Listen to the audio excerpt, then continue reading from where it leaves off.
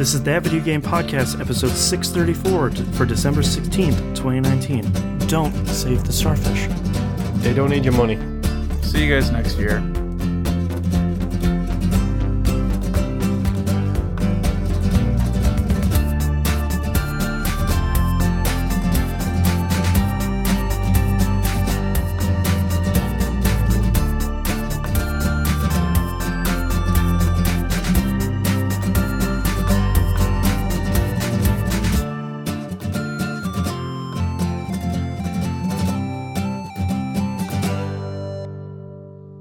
Welcome back to another episode of That Video Game Podcast. I'm your host, Boston. Joining me as always is Moonpeer. Hello. And the Nymph. Hello.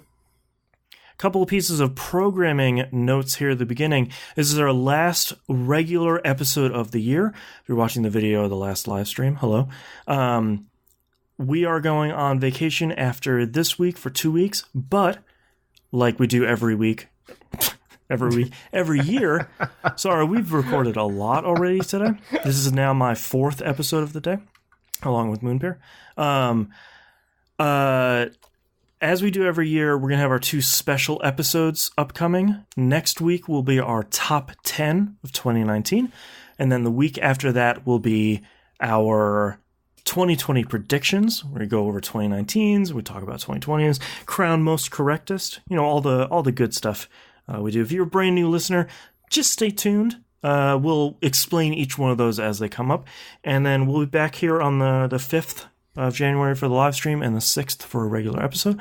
But patreon.com/E1M1, the perfect holiday present for this year is a $5 a month patronage. That gets you all of our cool behind the scenes, early access stuff. If you're not yet a subscriber for We Rogue Like It, now would be the best time because you won't really get a 2-week break on that if you time it right. So patreon.com/E1M1, the ones are numbers for all the good stuff. And while we're on break, you get a new episode of Old Dog New Flicks. Yup. How can you go wrong? Yeah, so we'll still be here for you. Forgo naming a manatee, naming a son after your spouse, child, That's whatever. Right. Boring. Yeah. Get them Don't name a star. Get them something they will cherish for the next 2 weeks. Yes. That's right. Don't save the Starfish, save the show. That's right. All right, with all of that out of the way, Moon, what have you been playing this past week?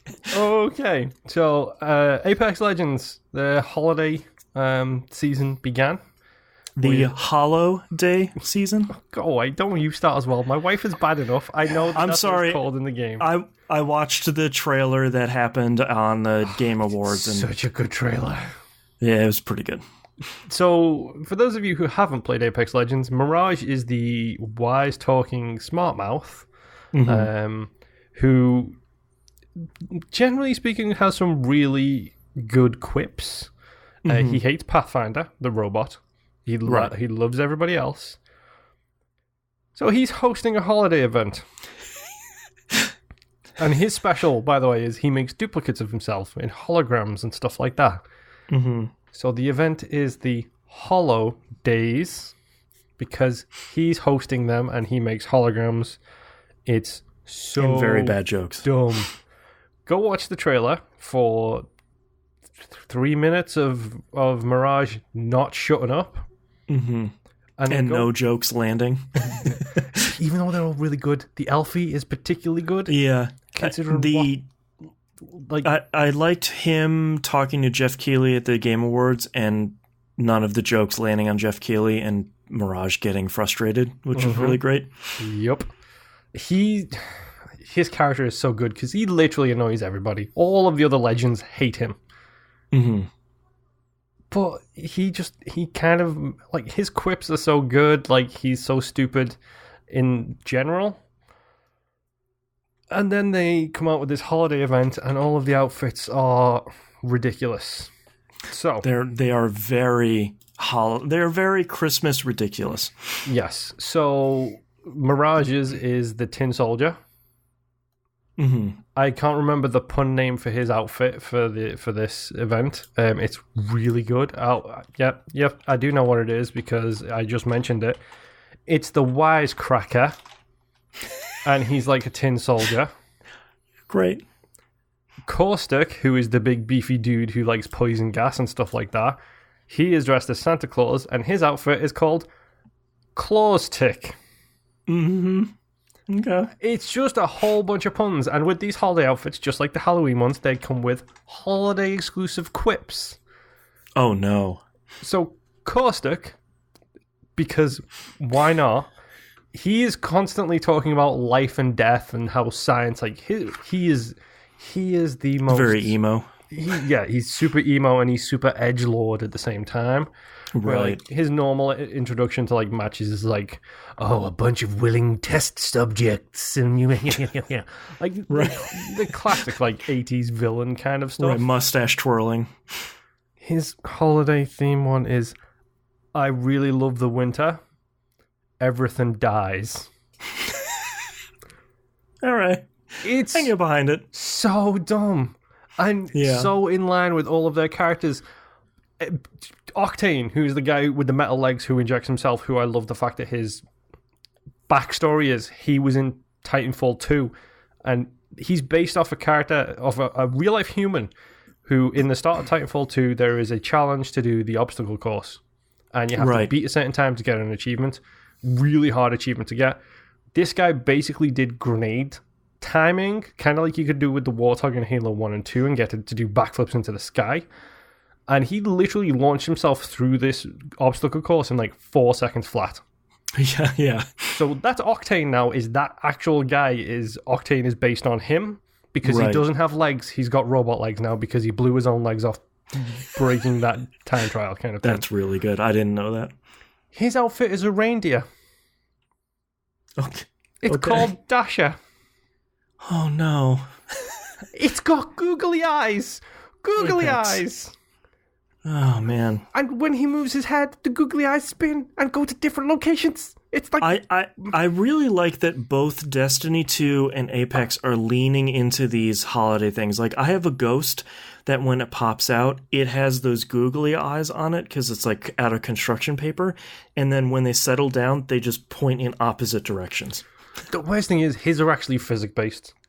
And yeah, he's got a holiday exclusive skin where he comes bounding towards you in like the title card when you see your squad, and stops in midair and looks like a reindeer.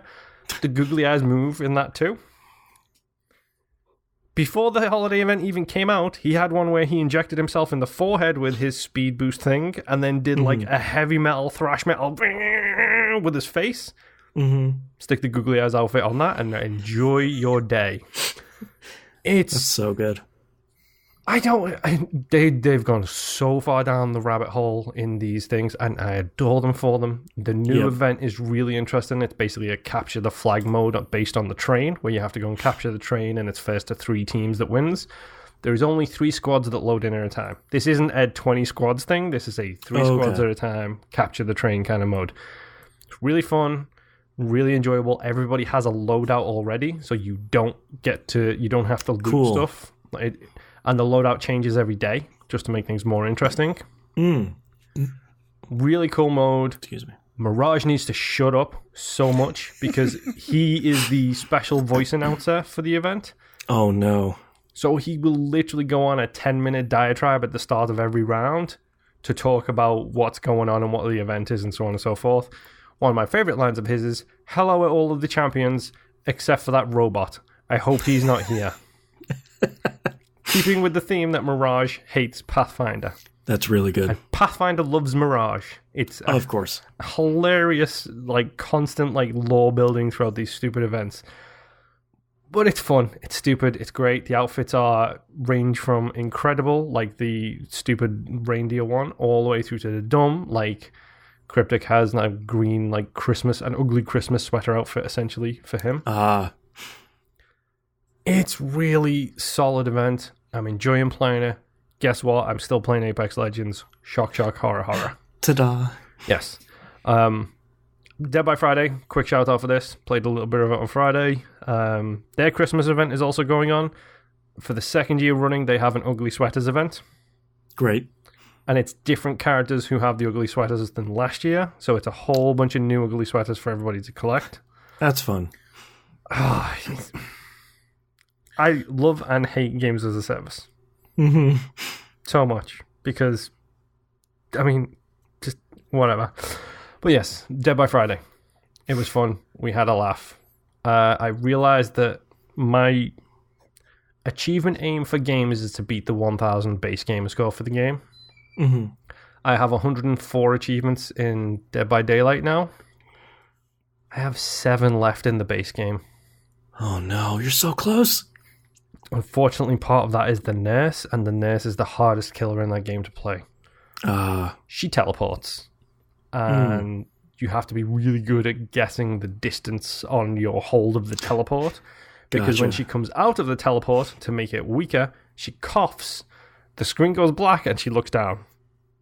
Oh, okay. So she's a really interesting person to play, and real difficult too. So fun bits to be had with her. So 2020's goal, get good at the nurse. Honestly, yes. Like, I looked at my achievements and I was like, I'm not that far away. I'm not that far away from getting so close. base 1000 in Dead by Daylight. It's doable. Yeah. I might have to just, like, get my head into the game and just nurse the hell out of it and get those things just done. I believe in you. I don't. You can do it. Me. We'll see. And the final game I've been playing this week, because it's the only game other than my other two that I play, Jedi Fallen Order. Yes. Thank you, Jimbo. Was it Jimbo? Yes. Maybe. Yes. Thank you, Jimbo Jangles, for giving me the gift of a chore. I'm kidding. I'm kidding. Jimbo gifted this to me last week, perfectly timed so that I had exactly 1 week to start and finish the game before Game of the Year recordings happened. Right. So I started and I finished Jedi Fallen Order. Wow. Moon, the Destroyer of Games, returns. That's right. Okay, let's get this out of the way first. Apparently it got spoiled. I haven't seen the Game Awards stuff, so whatever. Don't look at any commercials for this game, period. Yeah, don't watch any of the new trailers. Yep. If you see lightsabers in a trailer, turn it off. Right. Go into the new movie blind. I don't care. It could be Fortnite or it could be Jedi Fallen Order. Don't take the risk. Yes, don't. Turn it off right now, because if you go into this game blind, like I did, it has potentially one of the best moments in video games from recent memory. Mm-hmm. And you would be doing a disservice to yourself to have that spoiled. I got it spoiled, and it sounds super cool. It's an incredible moment in video games. Myself and Nimp, where we were doing some pre-show talking, and we literally just geeked out for like 10 minutes flat about how great this moment is. Yeah. The reasons why you don't see it coming, and then the effect it has on it. It's incredible. Go play Jedi Fallen Order. It's a genuinely good game. Yeah, I have... Well, I'll say that this was the main game that I've been playing all week as well, and I had just beaten it. I had watched one thing from the award show, and the very first thing that came up was a promotional video for Fallen Order, which completely spoils the big moment that Moon is talking about. And if it wasn't for the fact that I had just beaten the game the day before, I would have been pissed. Yeah. So, yeah. Great game, though. There are things I like about the game. There are things I don't like. I feel like it's too slow to start. It's got a really good ending. Like, it's got that thing that movies have where, like, you can go into a completely average movie, and if the last 10 minutes of the movie are incredible, you walk out of that movie and say it's the best movie ever made. Right. Like, it's the Two Towers compared to the Return of the King movies. Two Towers is incredible. Return of the King has got 9 endings and it's terrible. Well, it's got really, really, really good ending. Gears 5, looking at you. Cough, cough, cough. Really, really really love the back half of that game. I really struggled with the first half. And it's been said here, it's been said elsewhere, that sliding can go to hell. Yeah. I finally saw a video of that on Twitter, and I was like, oh, this does not look good. The controls for the sliding suck. The camera sucks. There are parts of the ridges that you are on that aren't programmed correctly, so you just fall through them even though you're still on the slide. It's just one of those things, like, I was watching it and I was like, why is this in this game? Like, this, it looks like something from, like, a PS2 game where it's like, we need, like, one more thing in this game. We could do some sliding stuff? Sure. I was gonna say, every planet has probably 2 slides at least. Oh my god. Yeah. Except for the ice planet, which has got, like, 9. Yeah. Oh, and some of them are longer than others. Some of them are really short. The checkpoint system, that's what I was talking about earlier. If you fall off, the checkpoint or the respawn is pretty much instantaneous. So that's not that big of a deal. But the problem is that you're probably going to die 2 or 3 more times until you figure out where you keep falling off of. Because it's not even so much a timing thing. Because like I said, you can time it just right. But there were a couple of slides where I was at the end. I should have been jumping off at this point, but guess what? We didn't code that portion right, so you're falling through it. right. Even though I've got plenty of ledge left. So Yeah. I mean, it's not even to mention that, like, the straight slides aren't too bad. It's here is a 90-degree right turn while you're trying to slide. It's just like, how? And here's a rope that you need to force grab while you're in the air. Boy. Like, how did the people who made Titanfall 2, probably one of the best games with wall sliding in it, Right. Where'd you guys go? It's like, were you guys just busy doing Apex while these guys were doing these slide sections? Because I could understand, but fix that stuff, please. Yeah. But yes, That's a bummer. I played this all the way through, start to finish, second to hardest difficulty, which is called Jedi Master. Thank you. Really challenging, really fun. We've had some issues with difficulty spikes in other games this year. This game is no exception. It goes from hard to impossible real quick, then back to hard, then straight back up to impossible again. Like every time you run into a boss. Well, it's not Pretty even much. It's not even really the bosses though. Sometimes it's just because every enemy you have a different tactic for each enemy type in this game. The problem is when you have more than one enemy type. And you get the really cool thing that I love about this game is that your combat is always evolving. You're getting more powers, you're getting different abilities, different skills that you can use, different ways that you can fight things. So there's different things you're constantly trying and playing with, but the problem becomes when you've got, like, right after you get the very last lightsaber thing that you can do, which is really awesome. They throw, like, right off the bat, wave upon wave of enemies at you, and they're pretty much the same, but you're messing with group numbers, which the game doesn't handle very well. You finally get through that, and then the next section is just a mix of enemies where you've got... Here's 4 club dudes and then 4 people shooting at you at the same time. Yep, and then you've got rocket troopers, then you've got the...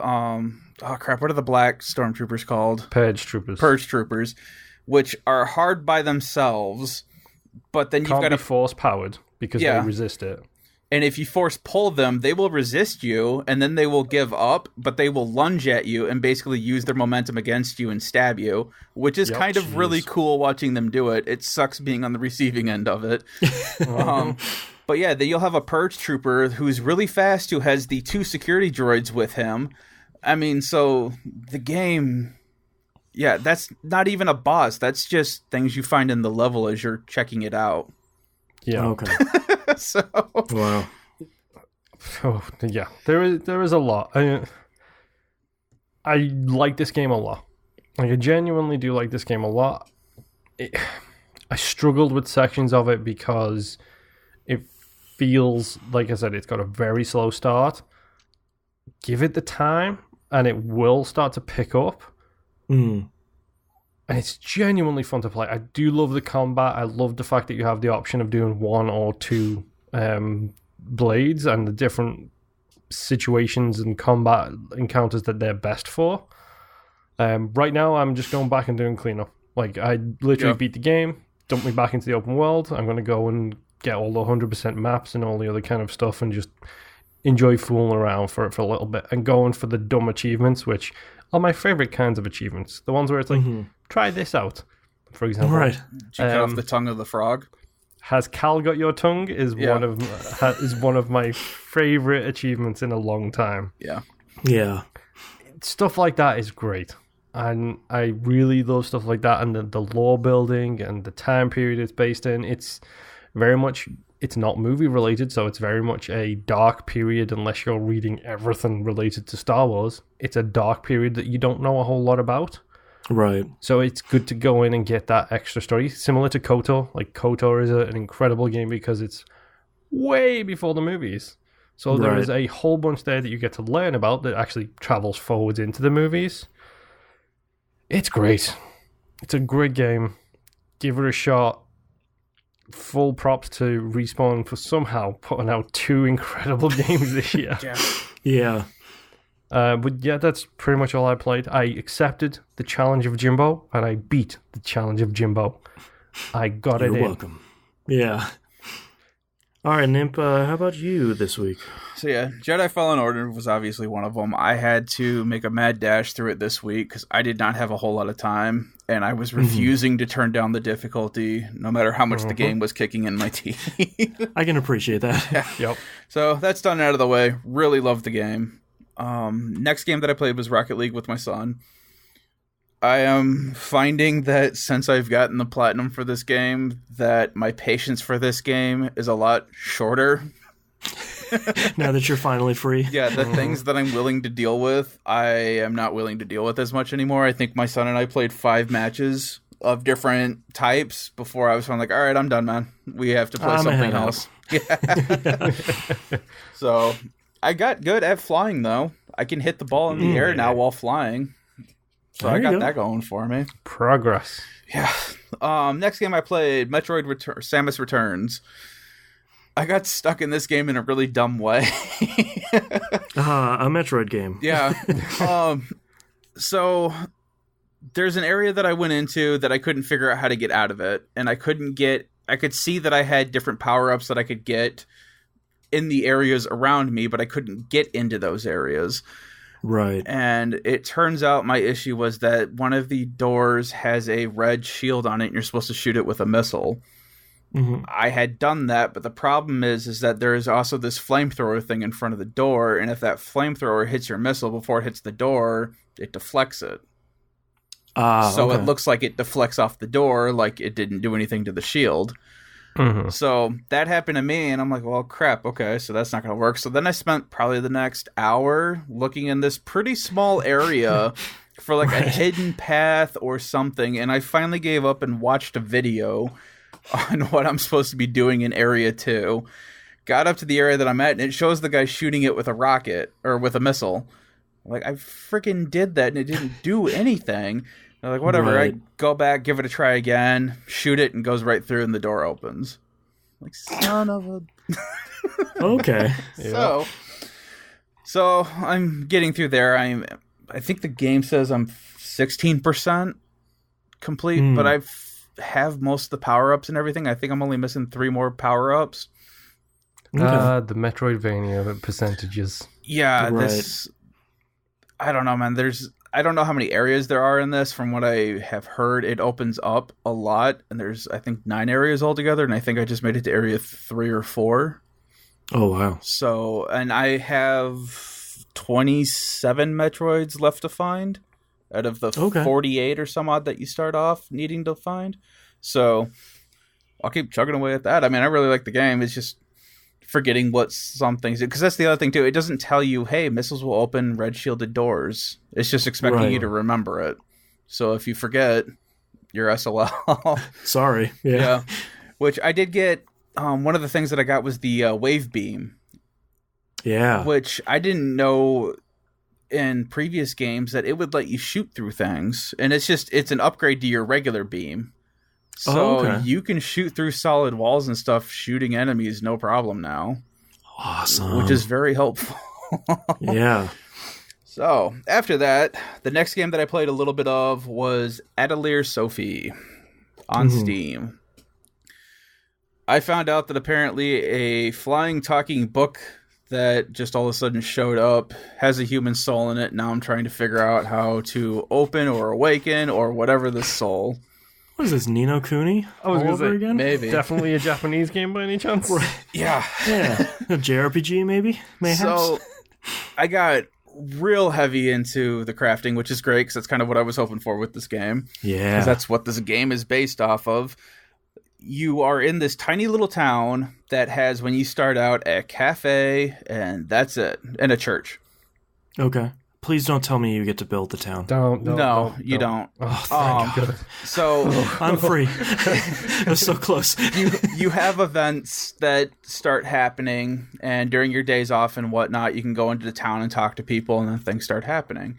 Well, I have like 9 shops now that people have started opening just because I've been talking with them. So now I have like a bakery, a blacksmith, an armor, so on and so forth. Candlestick maker. Yeah, exactly.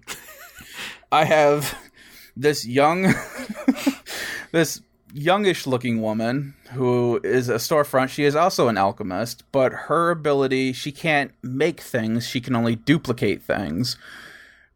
Okay. And for some reason, if she does a lot of duplicating, she starts to lose mass, so she gets shorter and smaller. Okay. So when you start off seeing her, she looks like she's probably about 16, probably about average height, 5'8", whatever. Couple hours later, I see her, and she looks the same height, but all of a sudden she has on like these 12-inch like clomping heels. And she's the same height, and she tells you that she was really busy duplicating something for someone. And she's like, I don't know if I'm ever going to get back from this.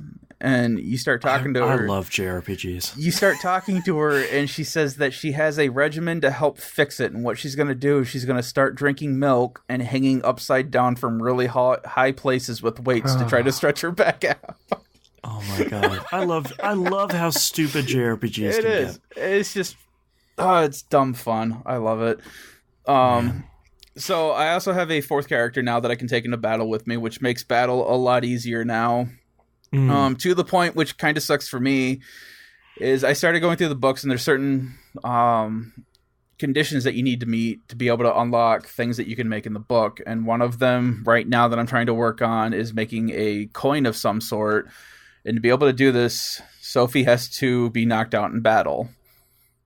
Okay. The problem is that I've been goofing around with gathering and fighting monsters to get stuff to gather, that my characters are too high of a level for them to knock her out. Okay. So, Can you attack yourselves? I didn't try that, but I don't think you can. Yeah. But a lot of JRPGs won't let you do that anymore. Yeah, which is really weird. But yeah. I'll give it a shot. I honestly didn't even think about it because, like Boston was saying, it's at this point now where you can't, even if you want to.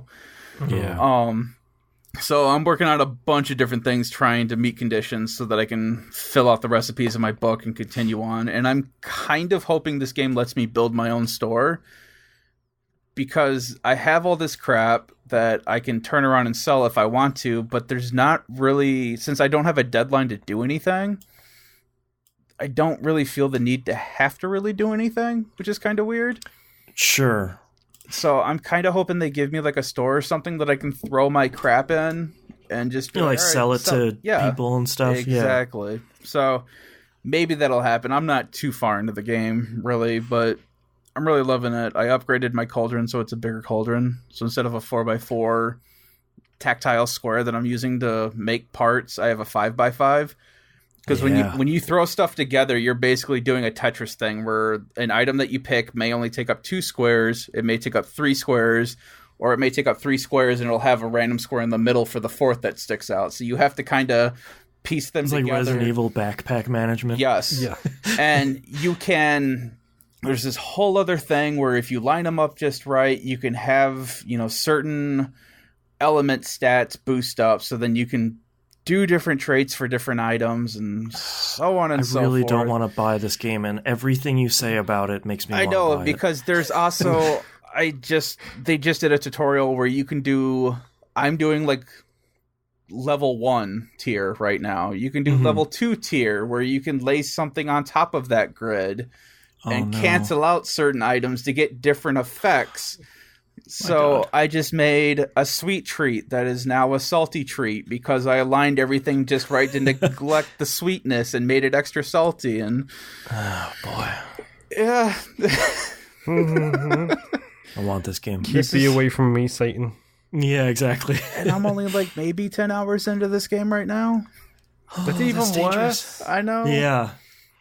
But God, I love this game. So that's the last game I played. What have you been up to? Okay. I have 2 real quick updates. I wasn't expecting to talk about this because I thought it was going to be really lame. The Fortnite Star Wars event happened, and the big thing was like, oh, sign in, you'll get to see an exclusive scene from the new movie at Risky Reels, which is like the drive-in movie theater in game. And I thought you'd like land there and everyone would see like a commercial, like a 30-second clip. What I didn't realize would happen is, like, as soon as the event started, the Millennium Falcon was, like, flying around fighting TIE fighters while other ships were in the air, and it was, like, dog fighting around you. It was so cool. Like, it was incredibly cool. And then, like, Jeff Keighley is interviewing J.J. Abrams, and it wasn't great. But, like, I'm not the target market for that. And then they showed a clip which was fine. It was maybe 45 seconds long. Like it was about as much as I thought it was going to be. And then this giant box opens up in the middle and everybody has lightsabers and everybody's going ham on each other. It was all together like maybe a half an hour. It was pretty fun, I do have to say. And then they gave everybody like a free thing. You know, you fly into the map on gliders. They gave everyone like a TIE fighter that you fly in on. So that's pretty good. Yeah. So all in all, it was pretty good. Unfortunately, the game Fortnite went down about 10 minutes before it was about to start. Gee, I wonder why. Yeah. So a lot of people didn't get in. I guess I was pretty lucky to get in. And now there's like a whole Star Wars event for the next week where you just randomly pick up lightsabers in the map and both attack and deflect shots with them. And they're really fun. Are they super overpowered like the Infinity Gauntlet was? They feel pretty strong, but the range isn't super crazy on them. So, like, you have to get up on someone. Like, I turned a corner and I surprised someone, and then phew, phew, phew, and then they were down, and that felt pretty good. So now imagine that. But in Fallen Order. Imagine that with sliding. I pulled out I've been trying to figure out how to play more PC games in my living room. That's been my challenge throughout 2019. And I talked about it on the show before, that program Moonlight, which allows you to hook into the NVIDIA Shield streaming that you have natively if you have an NVIDIA card and sort of send that off to another machine. Works really great. I could never get it to work on a Raspberry Pi that was connected to my TV, so I sort of gave it up a couple months ago. And I'm sure you guys saw that Valve was like clearing out stock on the Steam controllers for $5. Yeah. I bought one and it came in the other day. I was like, cool, I own this dubious piece of history. I don't know if I'll ever use it. Wait, I do have a Steam Link. I should plug in my Steam Link again and see if it works better, because I've like upgraded my network since then. So I plugged it in, and by accident, I found out that someone made a version of Moonlight for the Steam Link. I was like, okay, I'm not sure I was expecting that, because I was trying to play the load times and the performance. There's a new season out for Destiny 2. The load times and performance on the console versions are rough right now. I figured, well, what if I could play largely with the Hannah on PC on my couch, that'd be great. I'll use Steam Link because Destiny 2 is on Steam now. Whatever happens, you can't use a controller in Destiny 2 in big picture over Steam Link, which for me defeats the purpose. Yeah. Mm-hmm. But you can in Moonlight. So the crazy thing is, basically you unplug your Steam Link, you put the Moonlight files on a flash drive, you just like make sure the folder structure is correct, you plug it into your Steam Link, you turn it on, and then there's the icon for your computer, and then right next to it is Moonlight. You click on that, and it just opens the Moonlight interface, and it works really well. For me, better controller support, way better frame rate, at way better stability for every game I've tried out. Forza Horizon 4, which isn't on Steam. Question. Yes. I was just about to say, did you try any Game Pass games with this? So yes, Forza Horizon 4 worked really well. That's the only controller-supported game I have for Game Pass installed on my machine right now, because I don't have Gears 5 installed anymore. But I'm sure that would work too. As long as you can point the as long as you can point the NVIDIA interface at a game's EXE, then or if it can the GeForce Experience can automatically discover it, Moonlight will be able to pick it up and play it. Okay, I might have to check this out, and you might have to link that to me because I want to play Game Pass games from my PC. I want to play them on my TV downstairs. There are a couple of games on there that are controller better. I want to play them with controller, which Steam Link does not do a fantastic job of letting you use controller on non-Steam based games. So if anyone wants to try this, I will help you go through it, Moon. If anyone wants to try it, Moonlight, I think it's like Moonlight dash... Just Google Moonlight streaming and you'll get to the site. Go to the downloads page and it'll link to their GitHub page. They have a whole bunch of versions like Windows, OS X, Linux, Vita, like a bunch of homebrew stuff. I think they have a Switch version. That's all homebrew stuff. They have a link for Steam Link under there. Download that, extract that onto a flash drive, follow the instructions. It's pretty cool. But I will definitely help you, Moon. I went down the Vita rabbit hole far enough to just before downloading it onto my Vita. Right. So. Yeah, it can be, if you're separated, my biggest recommendation is have two people available because someone will need to type numbers into your computer upstairs that you're going to have to exercise. Yeah, well, you don't get that much time, so to use two people. But there's a new season of Destiny 2 out. I'm not going to talk too much about it right now because like it just kind of came out and it's a very small start that's going to keep growing over the next couple of weeks. And we've been recording for a really long time today, and I'm really tired, so I don't want to get into it. But I've been playing a lot of the PC version of Destiny 2, 1080p 60. I don't even have my Steam Link wired right now. It's just wireless. And I have maybe one small hitch every hour. Jeez. And it works really well. It works with the PS4 controller, but doesn't do the right button mapping. Unlike when I'm playing it here when my PS4 controller is plugged in. So I've just been using an Xbox controller hardwired into my Steam Link, and it works perfectly. And it worked really well. So I'm hoping I can find more stuff that I can experiment with, like Gears 5, like Forza Horizon 4, where it's like moving out of the Steam ecosystem, which is part of what I've been interested in, into these games live on my machine that have controller support. Moonlight can deal with them because they're not on Steam. And they can deal with Steam games, which is great. Minute, like Download, like Ape Out, a whole bunch of games that have controller support that I can't play on controller through my Steam Link. Exactly.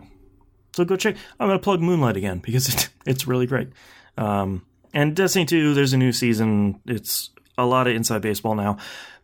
There's a lot of stuff happening in like January and February that sounds really interesting. There's obviously stuff happening this month, but the stuff they've put in the game is going to expand in a way that I feel like it's all a little bit confusing right now because it's only been out for a couple of days, and I think after a couple of weeks, I think I'll have a really good handle on it, so I can sort of explain it on the show. But so far, seems really good. New activity, the Sundial, very fun, much better than last season's stuff. But that's all I've been playing this week. Let's take a break.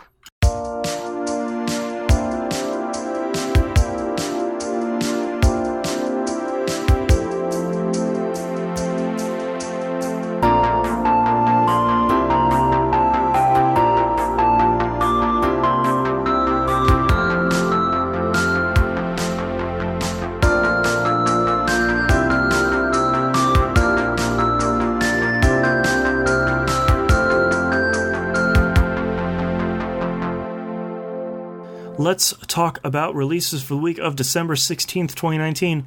Kind of the last week that games are coming out this year. Periodic Deliveries comes out on PC. This caught my eye. I watched the trailer. They call it a methodical space transportation simulator. No, move on. Stop talking about it. We don't need another space transportation sim. It's 2D. Don't worry. It's more like a puzzle game. That's even worse. Where you're drawing sort of trade routes between planets. Looks like a small team. Looks like a kind of cool game. It's called Periodic Deliveries. So check out the. You mean I won't need these 2 apps from Elite about how to route and set up my shipping routes? Probably don't need a HOTAS. Yeah, like I may or may not have a folder dedicated to Elite Dangerous on my phone. If you people think I'm joking, I have. There you go. Untitled Goose Game comes out on PS4 and Xbox One. That is Game Pass Day 1. Honk. So good. I am very, very excited to try that and have my wife and my kid and I play it together, because I think my kid will really... She's gonna love it. She's going to love honking. And I'll be opening Pandora's box, and it will be terrible, but it will be very cute. I can't wait till... you know what? Maybe I should buy your daughter a harmonica for Christmas. How dare you?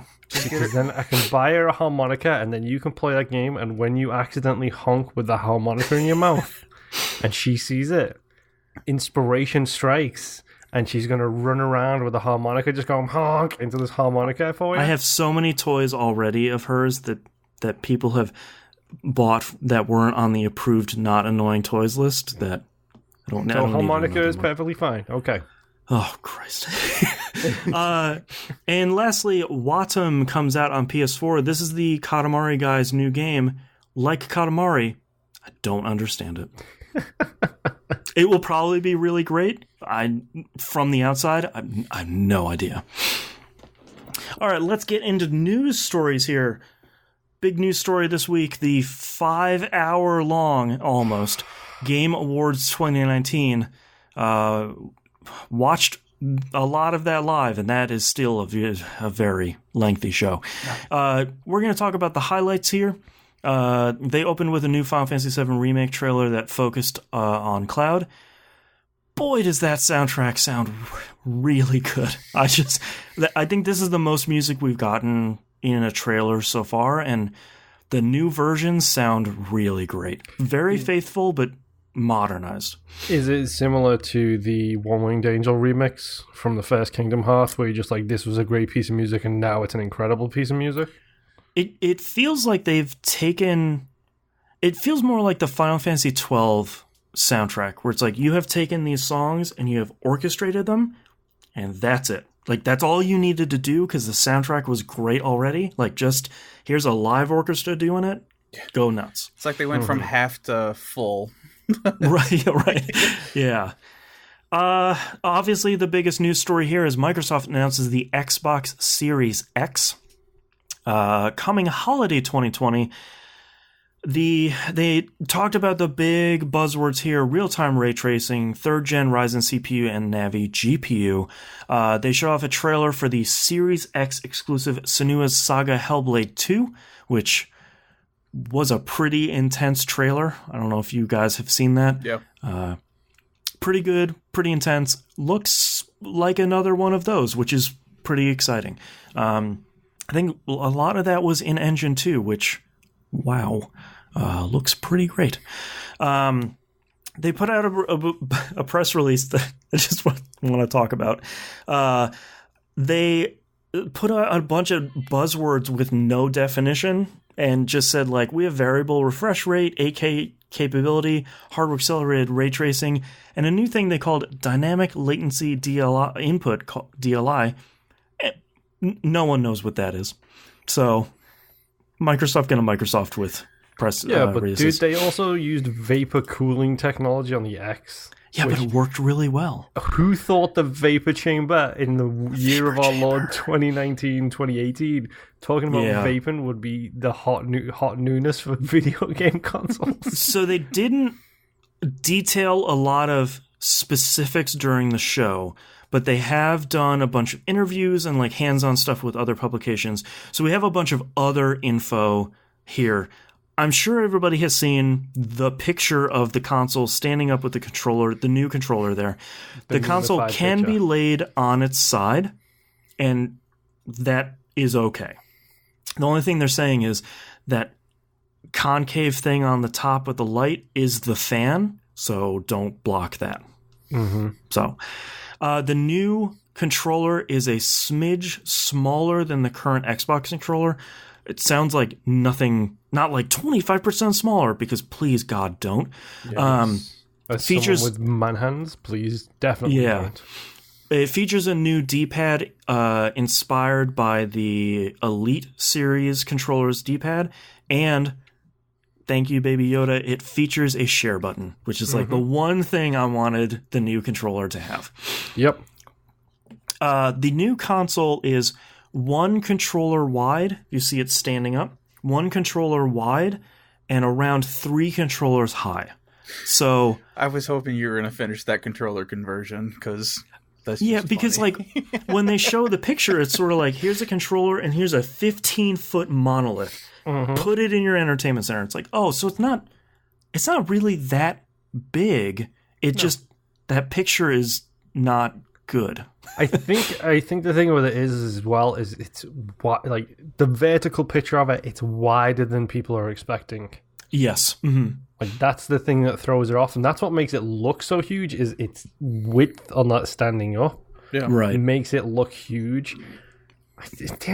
Who cares? It's a box you stick in your entertainment center. It can lay down, so like it's just gonna fit in your entertainment center. Yeah, they're not gonna make a console that. Yeah, they're not going to make a console that doesn't fit in there. Like most entertainment centers are pretty standard. If you still want to stand it upright, you can totally do that. You can do that with a PS2, whatever, and a PS4. Like, who cares? The Xbox Series X features thousands of your favorite games across 4 generations of gaming and includes all of your Xbox One gaming accessories. So we're sort of getting 2 pieces of confirmation here, and we'll have an addendum on Xbox One games here in the next point, but they're extending backwards compatibility from the original Xbox all the way through to the Series X. And any accessory that worked on your Xbox One will just work on your Series X. Good. Both of those are incredible. Thank you so much. They're also saying, quote, we're also investing in consumer-friendly pathways to game ownership across generations. Beginning with Halo Infinite next year, first-party games at minimum will, quote, support cross-generational entitlements, and your achievements and game saves are shared across devices. So if you're not used to the word... buy it once. Yeah, so if you're not used to the word entitlements, that's basically if you buy it once... You can play it on your Xbox One or your Series X. So you purchase it once, and then you can just download it on either one of those. Basically, they're saying, hey man, for a lot of first-party games, if you bought it on your X, you're probably going to bring it over to your Series X. Good. So all of that sounds really good. Question. Yes. Which publisher is the one who says, no, that will be $20, please? EA. Activision or EA? Both. Activision charges more than $20. EA charges $20 max. And then here is the other question. I'm assuming it says backwards compatible. Yes. I'm assuming if I want to play Apex Legends, I don't need the Series X version to play my Xbox One version. I would assume, right.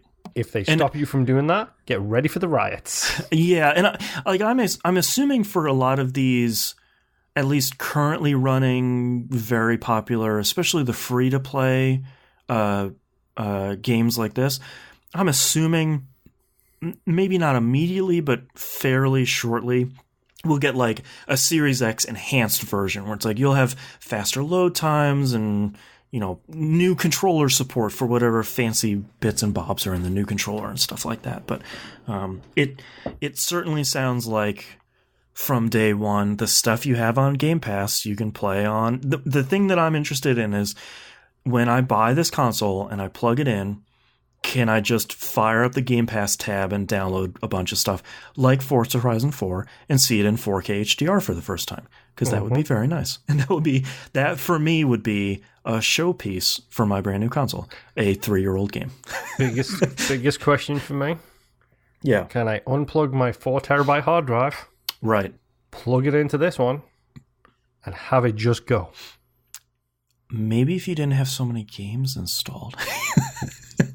I mean, at the very least, you can carry your saves. So you can maybe download one at a time. That your worst case scenario, you're like downloading one at a time that you want to play, and then 300 games to install, dude.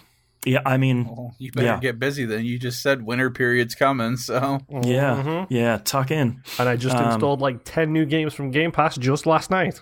Yikes. All of that stuff sounds really good. I'm genuinely surprised they showed this on this stage. I'm assuming they're just going to go into a deep dive at E3 and say like, look, here's the release date, here's the price, here's the nitty gritty. We've got a bunch of games running on it to show you, but here's like the foundational. Here's the name, here's the capability, here's backwards compatibility. Like we're drawing the lines in the sand. Get the tech out the way so that then when E3 rolls around, you've got a sizzle reel. Because that's what like you know all the bullet points. Here's the games you want to pre-order this thing for, or like here's the games that ran on the Xbox One that were enhancing for the Series X. Here is what it's going to look like, and I'm assuming the Lockhart version, as we talked about last week, will probably be the Series S, and then I'm assuming. We've been talking, Moon, especially you've been talking about this for the last couple of months. I sort of feel like with the naming of this console, this is the last time they're going to name something, and it's just like the 2021 version of the Series X, and it's just the new one, and like here's the new model, that's the one you buy. This name specifically seems like Series X seems like we're done naming. Like there's just a new version of this. So we will see. Following up right after that, the first PS5 game was announced, Godfall, coming out on PS5 and PC, being published by Gearbox Publishing. I believe their publishing wing is now called. Developed by Counterplay Games. They're sort of jokingly calling it a looter slasher. Not a super long trailer. They released a nice looking version of that on YouTube, and it looks really great. I mean, a lot of it is. It looks how you would want a next generation game to look. Just looks super sharp. Everything has in-game footage on the bottom right corner now too. It does, yeah. Largely in-game footage. Yeah. Nintendo came out with for me, a shockingly surprise announcement for Bravely Default 2, the third Bravely Default game, which is coming to Switch on 2020, and Revo is coming back to do the soundtrack. Thank you. The first game soundtrack is so good. I would really like this to be good because I didn't like Octopath Traveler and I didn't like Bravely Second. So if you want to make a sequel to a game that everybody hated and I really loved, I'm hoping Bravely Default 2 will be good. And it looks really great from the short trailer we got. So keeping the same arts. Part of the reason why I like the Game Awards, I know a lot of people give it flack, rightly so, a lot for like trailer after trailer and commercial after commercial. I really like that Jeff Keighley is just saying like, here's another trailer, and I don't know what it's for. Like, I'm not on YouTube being like, here's the new trailer for Bravely Default 2. And I'm like, well, there's no, like, I still like that there's the element of surprise that we still get on, like at E3, where it's like, brand new game, here it is. Whoa. brand new Halo, Gears 6. Mm-hmm. Yeah. One last thing, here is the Cyberpunk 2077 right. trailer. Kingdom Hearts 3.2. Yeah. Yeah. Their first Riot Forge game was announced. This is Riot's like League of Legends spin-off stuff where they're making they're letting other developers make single-player games. It's called Ruined King League of Legends Story. Most important thing for me is it's developed by Airship Syndicate. This is the Battle Chasers, Night War, and Darksiders Genesis guys. So I'm personally interested.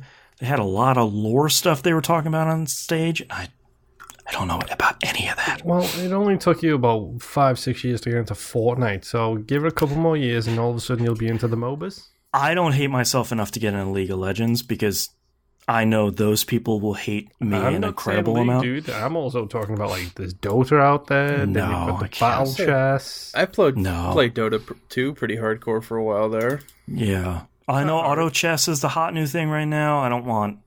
No, thanks. I'm okay. Ori and the Will of the Wisps was delayed to March 11th, 2020. They put out a new trailer. Thank you much again. Yeah. It still looks really good. Good part about Ori, coming on Game Pass, so you don't have to spend money on it. Yay. Ghosts of Tsushima, a new fairly lengthy trailer was shown off that looks like samurais cutting each other up. Like I still don't know what you're doing in the game, but it looks really good. Got a pretty cool Tenchu vibe from it. Mm-hmm. Yes, that was what I was thinking the whole time, where I was like, ooh, if you're going to play this like Tenchu, like that could be pretty good. The release window was announced for summer 2020, so shockingly, not a PS5 game, but probably will get a PS5 enhanced patch later on down the road. They announced Fast and the Furious Crossroads, which I was fairly sure was going to be a mobile game based on the trailer they showed, but it's a $60 console game developed by the Project Cars studio. For the record, I have not seen this trailer. If there is one company I do not want making a Fast and Furious game, no offense to them, sure, it's the Project Cars guys. Because they make insanely realistic driving games. How about if a Fast and the Furious racing game, you got to play as Vin Diesel and every car had guns on them? Oh, so it's Twisted Metal. Right. But like maybe with a story and like Michelle Rodriguez is in there. Like Give it to Playground Games. Why is it going to the Super Sim guys? It's very confusing because like it looks fine, but like coming on the heels of like showing Xbox Series X exclusive games and the new PS5 stuff and like Ghost of Tsushima, it's sort of like this game right now doesn't really hold up to a lot of the other stuff, and a lot of these cars have guns on them, which is... I have not seen a lot of the Fast and Furious movies, but that's not my understanding of what that series has gotten to. The vehicles that have guns in there are the vehicles from the Fate of the Furious, which is Fast and Furious 8, for the record. Okay. And it's the vehicles that are supposed to have guns on them. The tanks, the APCs. Those are the vehicles that have guns on them. Right. Everyone else just drives regular old cars. Okay. So, very confusing. Did want to call out two things. Reggie's speech about indies was incredible. That dude can still stand on stage and put out a speech. He had a really great speech about everybody in the industry. Like, he called out Iwata and he called out Miyamoto, saying, like, everybody has been an indie developer when they got started with a small game idea that they made, and hopefully they make it big. And like indies are the next wave of great, fantastic creators. And then he had a really great speech about it. Game of the Year award this year went to Sekiro: Shadows Die Twice, which cool. Me surprised. I'm genuinely surprised about compared to a lot of the other games that were up for awards. And then, yes. Not to brew the internet's toxicity around again and throw it all over the show. Sure. How badly did the Death Stranding fanboys take that one? I feel like not too badly, because I think most people were sort of like side-eyeing the Game Awards, where it's like, are you going to give your best friend all the awards. Like, how many is your buddy gonna get? Like, it felt very much like, you're approving your brother-in-law's construction bid, and it's like, I don't know. So I was. Death Stranding won a couple awards. I think, like best performance was Mads Mikkelsen in Death Stranding. It's like, yes, sure. Yeah, like why wouldn't you turn that one down? And surprisingly, I guess not surprisingly, Disco Elysium won the most awards and won 4 total awards, which is well deserved. And I hope that comes out to consoles next year because I want to play that very badly. Mm-hmm. All right, let's move on to Nintendo's Indies Showcase. They showed off a lot of stuff, like rapid fire in a 20-minute trailer. We're not going to cover most of this. They did show off a Sports Story. This is the new game from the Golf Story team I think it's still just one guy who, like, still no one knows who works at that company. They showed you pretty much playing a bunch of sports on other sports locations. So it looks like they're just kind of continuing the same idea. Coming out mid-2020 only on Switch again. So Nintendo locking down another exclusive there. Streets of Rage 4 got another trailer. Boy, does that look really great. Genuinely looking really great. Their release window was first half of 2020. So check out the next 6 months for that to come out. Yeah. Super Mash got a cool trailer where basically you choose 2 genres and then the game smushes them into one playable game. And like a lot of roguelikes, it gives you a seed. So basically if you find a mashup that you really like, because if you mash up like JRPG and platformer, you're not always going to get the same game. It's going to smush together different games time over time. Yeah, I read a lot on that, and I just want to have JRPG and whatever else on there. Yeah, like just start smushing that stuff. Yeah, it looks really great. You can get it on Epic Store right now. Has it? Oh, I didn't know that. Okay, yeah, cool. I could. Yeah. In the article, it brought up that you can get it in Epic Store now, and I looked, and it is there. It's $24 right now. I don't know if that was a sale or not, but. Oh, okay, cool. I didn't know that. That's good. Murder by Numbers got a longer trailer. This is the game I've been pimping for a while. It's a combo of Phoenix Wright, the investigation stuff, and when you go do an investigation, you play a Picross board. It looks really, really great. Comes out early 2020. They're saying it's a timed exclusive on Switch with no window for that. Skatebird got another really great trailer. That's coming out late 2020. That game still looks really good. Boyfriend Dungeon got another trailer, which was like this fantastically overwrought, like, explore the dungeon, collect new weapons, and date them. And it's like, yeah, Boyfriend Dungeon is still really good. I still really want to play that game. And lastly, the one more thing of the Indie Showcase, Axiom Verge 2. Shock of shocks. Tom Happ says, by the way, thanks for supporting my game. I've been working on this for 4 years. Oh, wait, it's Axiom Verge 2.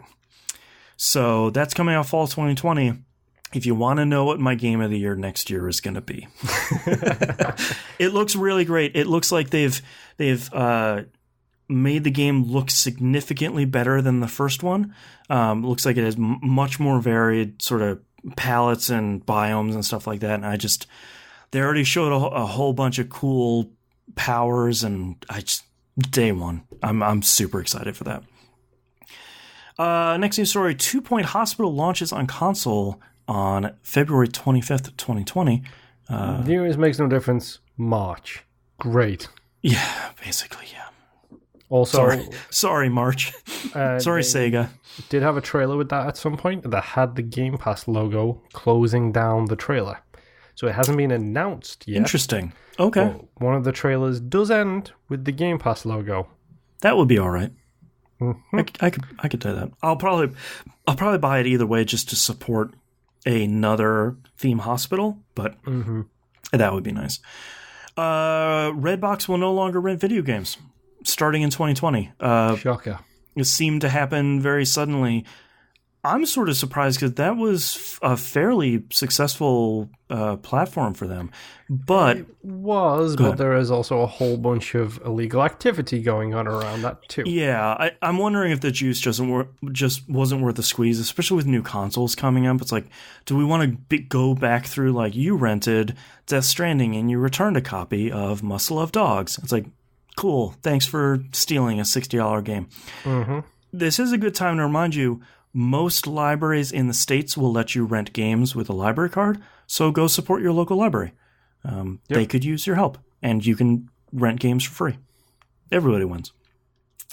And lastly, sort of secret press release slipped under the radar this week that Sony's MLB The Show is going multi-platform.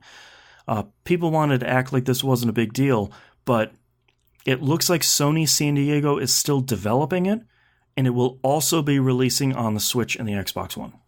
I am curious if this is an MLB decision that they were forced to go with, because probably, as much as I like Sony isn't like Microsoft saying, yeah, play Minecraft or whatever you want. You want to play it on your phone, the Switch, whatever. Yeah, we got it everywhere you go. Your toaster, whatever. Especially like Sony Santa Monica is a first-party, hardcore in-house development, and I can't help but think this was, you put it out multi-platform, or you don't get the license. Exactly, yeah. Yeah, especially with Sony San Diego not being a big Sony studio. I'm not sure how much Sony would want to like throw money around to be like, how's another couple $1 million to kind of seal the deal, you know? So interesting stuff. All right, let's knock out a couple of questions here real quick before we scoot and skedaddle here. T-Bomb Rock says, with Black Mesa, the Valve-sanctioned Half-Life fan remake just getting another update and now almost being finished, started thinking about what are some of your favorite fan-made games, updates, or mods. My personal pick would be AM2R, another Metroid 2 remake. Honestly, I just like the goofy stuff. Yeah. I mean, like the Resident Evil 2 stuff on PC? Yeah, like the Resident Evil Thomas 2 stuff on PC. Macho Man Randy Savage as the dragons in Skyrim. Yeah. Like, that stuff is the stuff that I love. Like, I've never been one for modern games because, number one, I don't come from a PC player background. I come from a console player. So just give me all the goofiness. Like, yeah. Like, give me the stupid stuff, and I will love it all. I mostly like the fan translations. Like, someone just released today a translation for the Saturn game Sakura Wars, which is like this foundationally important JRPG. And it's like that. This team of like volunteer developers probably spent the last couple of years doing it, and it's going to go completely under the radar, fairly enough, even on this show. But like, I think that's the stuff that's really important. Where it's like we took this game and broke it on a foundational level just to translate it and sew it back together, and somehow it works. It's like, you guys are wizards. That's incredible stuff. Mm-hmm. So I like a lot of the Skyrim mods. They had airships in there for a while. Clean faces or dirty faces? I don't care. They also had Final Fantasy weapons in there, so you could run around with Cloud's Buster Sword. You could have Squall's Gunblade. Yeah. Just when they throw other game elements into games just to make it stupid. And then, like, they fixed the game, too, where it's like, hey, there was a memory leak when you owned your own house. We just fixed it. It's like $200K, you just drag this file in there. There was a mod, because back when Skyrim first came out, dragons would fly backwards. And I guess that was a symptom of a different issue with the game. And apparently there is a mod that fixes the original bad issue, but still lets dragons fly backwards. Oh, that's really good. That's great. Angel Eye in Discord says, I just watched a video on the next consoles, and I'm getting the feeling that I don't need to get the new Xbox right away again, as their exclusive games will most likely be on PC too. What is your opinion on this? If you weren't doing a podcast where you felt the need for both immediately, which would you prioritize and why? I can take this one nice and easily. Mm-hmm. I don't feel like we need these new consoles at all right now. Like, sure. In general, I don't feel like it is a vital urgency for any of us to upgrade to it, because what are the jumps going to be? We'll see when it comes out, I'm sure, but right now I'm just like, sure, it might be Other good. than load times, because both Microsoft and Sony are like pushing these NVMe SSDs where it's like, instead of minutes, it's seconds. It's like, we'll see that once it gets in the wild, of course. No, it won't be. Maybe that'll be like as significant as an upgrade as they're selling it, but like there has to be other stuff too. I mean, if I'm going to prioritize as well, I'm going to go the same way I always go, which is I'm going to get the new Xbox. Right. I'm going to do that because my PC is good, not great. And you're already invested from a digital standpoint in the ecosystem pretty heavily. In that ecosystem. Well, and especially with backwards compatibility being so strong, like we talked about carrying into the Series X, like why wouldn't you buy the new Xbox when you have? If you were gonna buy a new box, why wouldn't you buy the Series X when you have like 300 games you still need to play that can carry over and potentially be in an optimized state? Like that it seems like a no-brainer to kind of keep the through line on the ecosystem there. But I think this household is an Xbox household. Right. I think Angel Eye has a really good point though, with Microsoft continuing to push especially their first-party stuff on PC, and especially with PC with Game Pass. If you have a good PC already, I'm sure there's some benefits that we don't know of for the Series X, but it seems like, hey man, you want to play the next Gears, you want to play Halo Infinite, like if that comes out on PC and you already have a great one, just do that. Like I don't know if it's coming out on PC Game Pass, but the point sort of stands.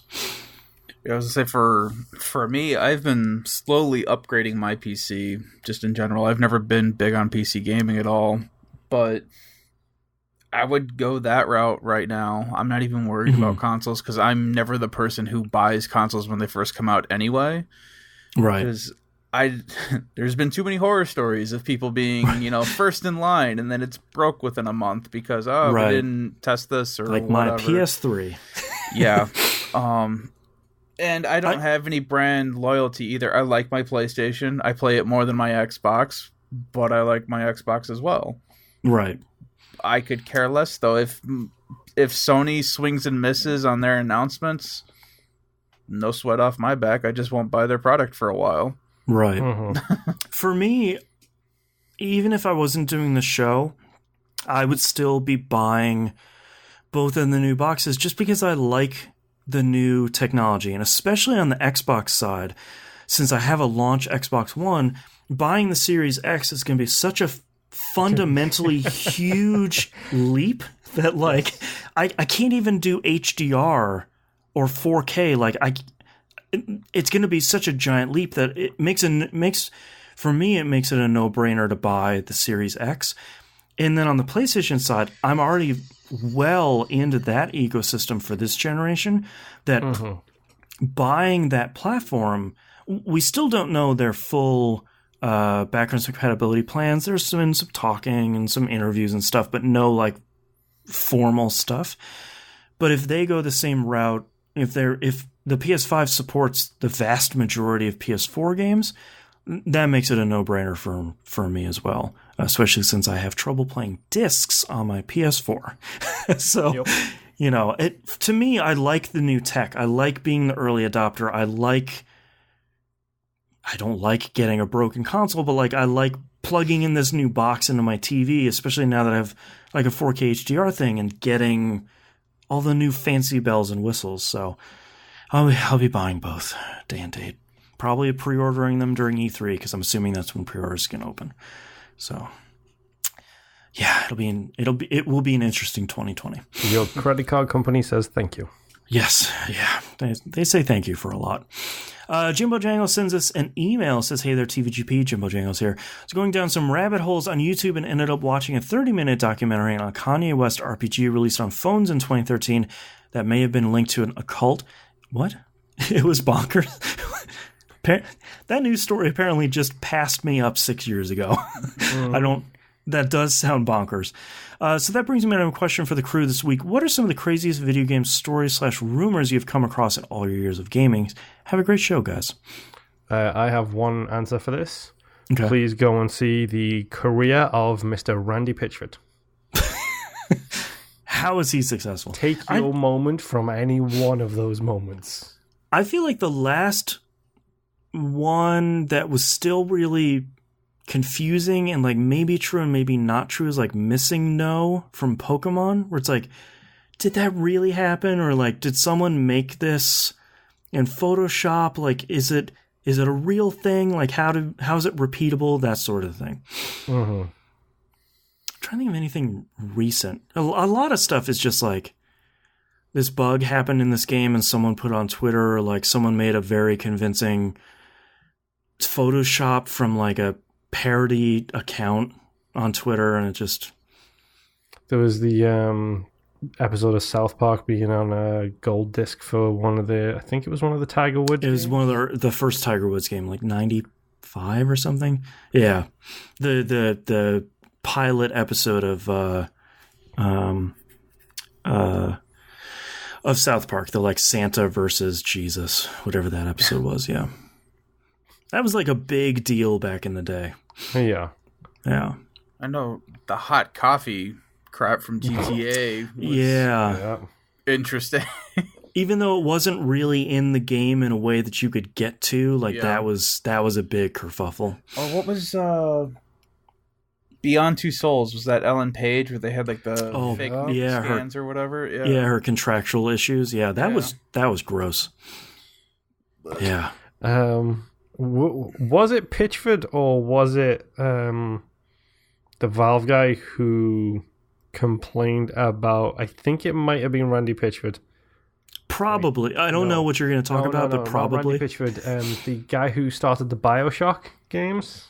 Ken Levine? Yes. When people did some Source filmmaker things with the people from BioShock, and him just shining a nice bright public flashlight on the thing he didn't want anybody to know about or do. Oh, interesting. I don't think I've ever seen that. I cannot talk about it on the show because it's not age appropriate for any younger listeners. Sure. Speaking of mods, there was a Half-Life 2 mod that was trying to make like realistic characters in the game, character models. Mm-hmm. And obviously they started with Alex, if you can guess where this mod is going to go. Uh-huh. And then drastically increased her polygon count, but also accurately modeled the insides. Okay. And people were like, cool, that's really gross. Why would you go and make this because thing? they're going to use that tech for The Last of Us Part 2. There you go. No, that was just a fan mod one for Half-Life 2. Yeah, stop being gross, fellow men. If there's one parting message I can tell you for 2019, stop being gross. T-Bomb Rocks, just like two more questions here. T-Bomb Rocks in Discord says, with Xbox Series X being announced as fully backwards compatible on games and peripherals, and Sony starting to backpedal on even some PS4 games not being BC, it has me wondering. There's been like some mistranslations there, so like I'm waiting for a press release to come out where they're like, this is what we are doing.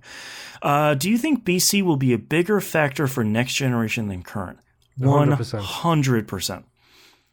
And I think we've been talking about this. We used to accept it as a given. We used to accept that a console generational jump would mean that we would not have access to play, or maybe still play, but most of the games that we had would be stuck on that generation of consoles. Yep.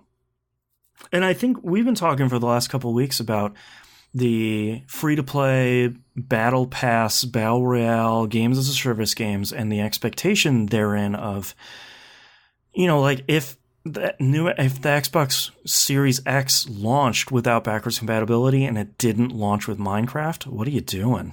Like there's sort of an expectation there. And like if there wasn't backwards compatibility and Fortnite didn't launch with it, like what are you doing? Like there's a level of expectation there that like, yeah, I want to download Fortnite, I want to download Apex.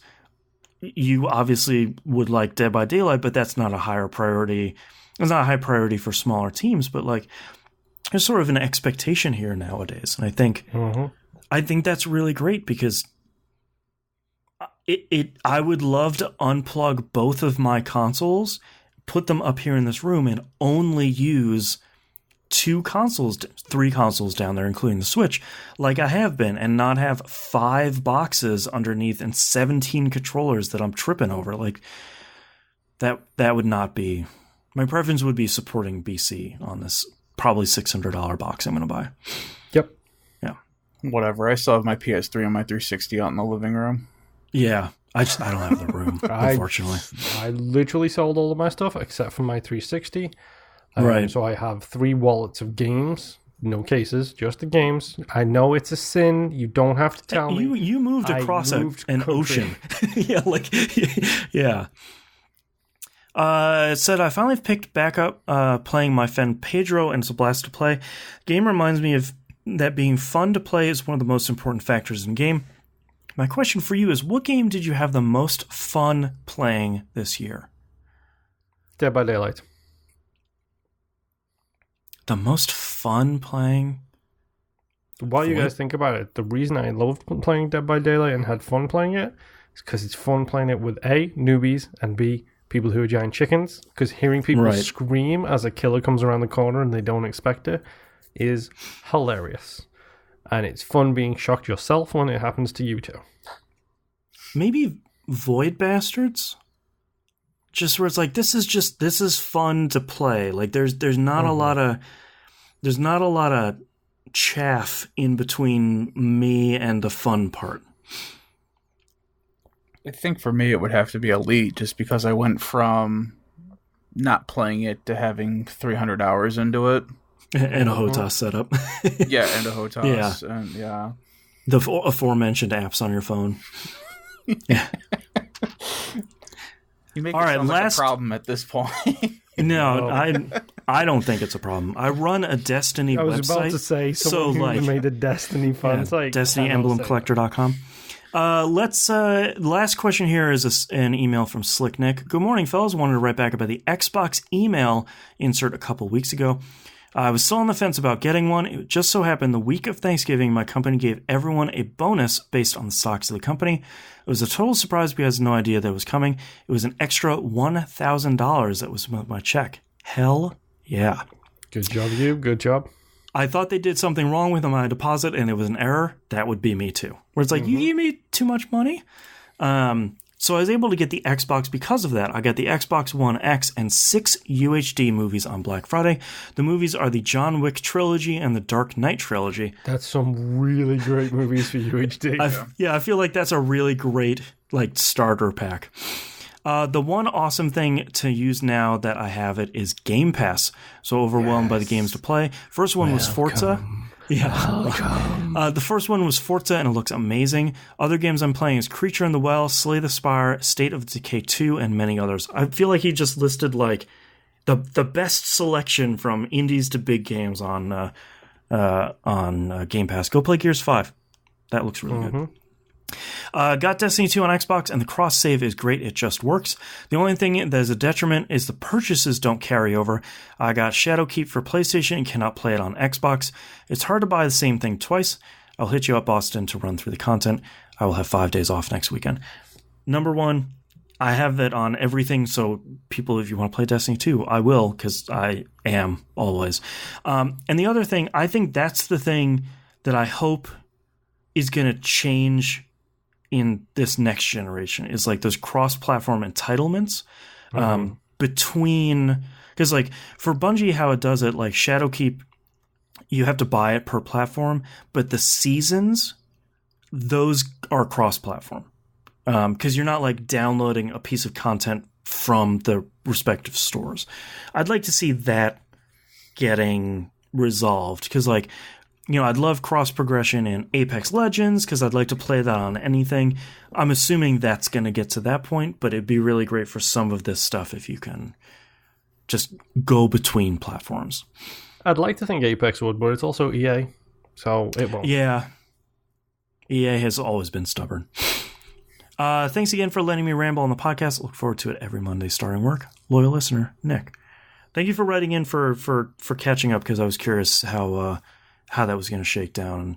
It's been interesting we had talking about a lot in our Discord server about like, hey, with the Series X coming up, when is the best time to buy an Xbox One X? Like, do we buy it now? Do we buy it holiday 2020? Do we buy it 2 months after when people are offloading their old consoles and you can buy them for cheap? Like, it's been really interesting to try and figure out when can I get the previous generation for really cheap because they never dove in, or should they just buy the new console, get the new one, and then have all the BC stuff? It's interesting. Yeah. It's like a whole new world of trying to figure out how and when to buy a new console. It's interesting. A fun year we have up ahead of us. Yep. But that's our episode. That's for this week and our last episode for 2019. Thank you so much, everyone, for listening. Reminder, we have our 2 end-of-the-year episodes coming up the next 2 weeks. We will be on vacation, but you will still get your podcasts, and hopefully you enjoy them. I think they both turned out very well.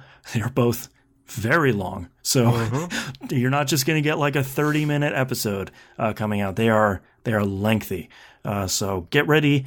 If you're visiting relatives and you want to ignore them, we will have a lot of podcasts coming for you to help you out on that. Patreon.com/E1M1, the ones are numbers. Go sign up for that. TVGP.tv, find and follow us. The merch store. There's a new episode of All Dog New Flicks coming out at the end of the month. Mm-hmm. I think that's it. We've been recording too much. We'll see you all next week. Yeah, we'll see you all next year. That too. Both next week and next year. We can be 2 places in once. Quantum Dr. mechanics. Manhattan. That's right. That's right.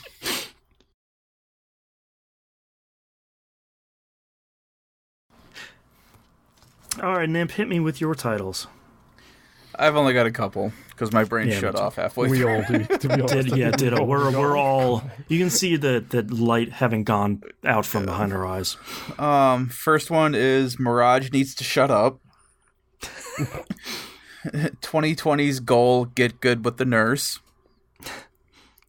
I thought it would be lame. She is going to love honking. And last podcast of 2019. She's going to love honking.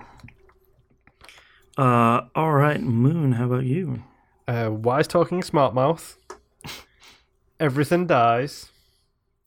A Metroid game. I'm free. Candlestick maker. Keep thee away from me, Satan.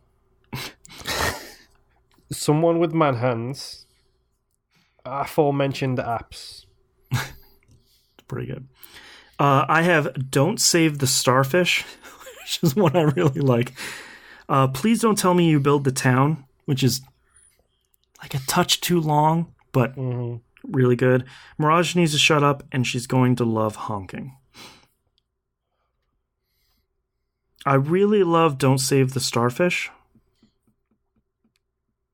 Why did you say that? I remember you saying it, but I don't remember why. Don't Save the Starfish. It was about being a patron. That's right. I also like She's Gonna Love Honking. I was going to say Don't Save the Sharks, but I actually want people to save the sharks. Yeah, that's true. The dumbest thing I could think of was Starfish. Yeah. You guys feel strongly about anything?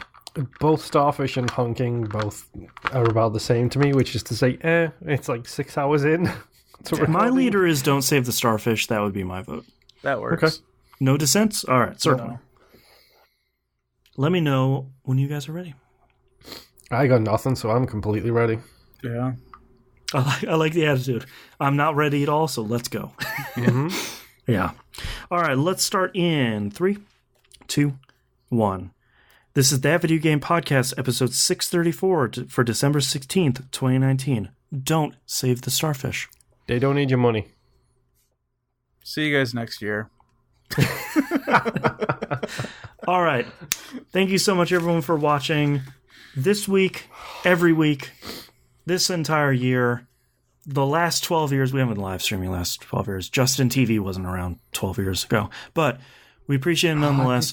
That's what Twitch came from, wasn't it? That's right. The dude with the camera on his head living 24/7 on the internet. Yep. Yeah. Thank you very much, everyone, for listening. We will see you all next week. We hope everybody has a good holiday break. Happy holidays. Happy New Year. Goodbye. We're tired. And we can stop recording.